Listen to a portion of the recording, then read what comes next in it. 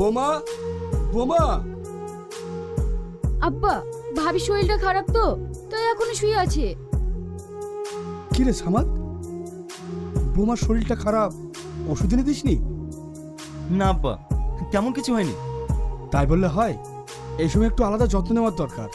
বাজার থেকে একটু ফল টল এনে দিবি, তা নয়? আব্বা চালাও। সামাদ, শ্রাবণী বড় হয়েছে, ওর বিয়ে দেওয়াটা খুব দরকার। আব্বা, ও নিয়ে তুমি কোনো চিন্তা করো না। মতুর ভাইয়ের সঙ্গে কথা হয়ে গিয়েছে, আমি কালই বাইরে চলে যাব। কি, তুই কালই বাইরে চলে যাবি? কিন্তু বোমা এই অবস্থায়। ও নিয়ে তুমি কোনো চিন্তা করো না আব্বা। শ্রাবণীর বিয়ে তো এখনো 3 মাস বাকি আছে, তার আগে আমি টাকা গুছিয়ে চলে আসবো। আর রামিসাকে দেখাশোনার জন্য তোমরা তো আছোই। ভাই, ভাবি ডাকছে।